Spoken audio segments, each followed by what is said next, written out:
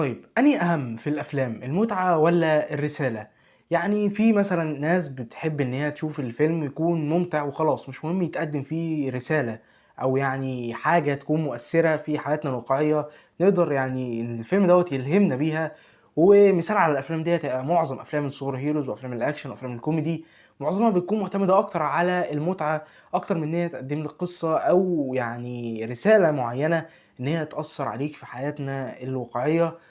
وفي ناس برضه بتفضّل إن هي تشوف أفلام فيها رسالة عظيمة جدًا، ولكن مش مهم إذا كان الفيلم ممل أو لأ، يعني أنا شايف من وجهة نظري إن لو أنت هتقدّم رسالة عظيمة جدًا، ولكن الفيلم بتاعك كان ممل، فدوّة هيقلل جدًا من قيمة الفيلم دوّة، لإن إحنا مش هنكدب على بعض، الأفلام معمولة للمتعة، ولو الفيلم بتاعك فيه رسالة عظيمة ولكن في نفس الوقت ممل، فده هيقلل كتير جدًا من قيمة الفيلم على الأقل بالنسبة ليّا.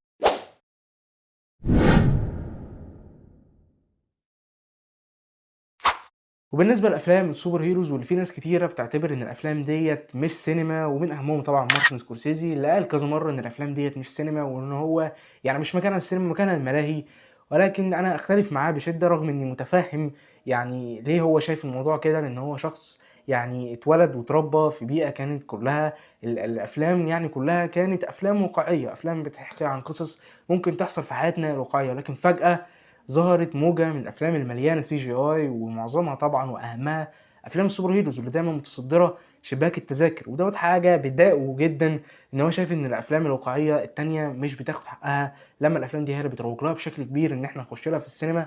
وأنا متفهم كده لإن دي حاجة هو ظهرت فجأة، جيل مش جيله وعصر مش عصره، فهو مش قادر يتقبل كده، ولكن أختلف معاه جدًا إن في أفلام سوبر هيروز قدمت لنا قصص ورسايل عظيمة جدًا زي فيلم The Dark Knight، Watchmen، Kick Ass، Infinity War كلها أفلام يعني عملت حاجة صعبة جدًا وهي إن أنت تدمج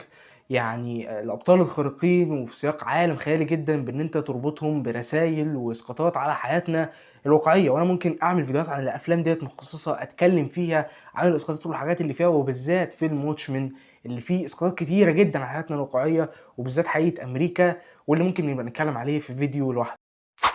وعلشان تقدّم رسالة حلوة للمشاهد ما ينفعش إن أنت تقحمها أو تحطها واضحة جدًا وصريحة جوّه الفيلم، زي مثلًا ما يبقاش فيلم مثلًا عن العنصرية وكل الشخصيات اللي في الفيلم عمّالة تقول لا العنصرية ما ينفعش العنصرية، هنحارب العنصرية، ده هيكون غباء يعني كإنه إعلان كده للمخدرات. نفس الكلام برضه ما ينفعش إن أنت تخلّيها مبهمة أوي ومش واضحة خالص، زي مثلًا فيلم The Shining يعني الفيلم رعب جامد جدًا، ما عنديش أي اختلاف مع دوّة، ولكن الرسالة اللي كان الفيلم عايز يوضحها مثلًا زي إن شرب الخمر غلط جدًا وممكن يسبب مشاكل كبيرة جدًا، والعنف البشري المستمر طول ما البشرية مستمرة، كل الحاجات دي أنت مش هتاخد بالك منها خالص في الفيلم إلا لمّا تدوّر وتحلل في الفيلم كتير، وده كان يعني شيء أنت ما وضحتهوش في الفيلم، فبالتالي أنا كمشاهد عادي لمّا أتفرج على الفيلم مش هافهم غير إن هو فيلم رعب عادي جدًا. لكن خلّيك في النُص، الرسالة في الفيلم ما تبقاش واضحة وضوح الشمس ولا تكون مبهمة خالص ومش واضحة والمفروض إن أنا أقعد أجيب ميكروسكوب عشان أعرف ألاقي الإسقاطات والحاجات اللي أنت عايز تورّيها لنا من الفيلم، ولكن في أفلام يعني عرفت إن هي تمزج المتعة بالرسالة بشكل كويس جدًا زي فيلم وبلاش، يعني الفيلم عن الشغف والطموح اللي ممكن يوصّلوا الشخص إن هو يخسر ناس كتيرة في حياته علشان يوصل للهدف بتاعه. فيلم زي الجوكر اللي ورانا إن ممكن الشخص لمّا بيحس بالوحدة والاضطهاد من الناس ممكن يعمل إيه، ومش عايز أحرق اتفرجوا على الفيلم. فيلم زي One Flew Over the Cuckoo Nest اللي قدّم حاجات كتيرة جدًا زي العنصرية والحرية، وقدّم يعني بشكل يعني مختلف خالص تحجيم النظام لحرية الشعب، وقدّمها بشكل جميل جدًا، كل دوّة في سياق ممتع، وممكن أنت كمان تستمتع بالفيلم وما تاخدش بالك من الرسايل، وبرضه هتفهم حاجات تانية من الفيلم. الفيلم دوّة ممكن كل واحد يشوفه من وجهة نظر مختلفة، ولكن هو كان عن الحرية، مش عايز أحرق في الفيلم دوّة لإنه واحد من أعظم الأفلام اللي اتفرجت عليها، ولكن في النهاية اللي عايز أقوله إن الأفلام غرضها الاستمتاع، ولكن اللي هيزيد من قيمة الفيلم دوّة أو هيزيد من استمتاعك بالفيلم هو وجود رسالة أو إسقاط يعني على حياتنا الواقعية.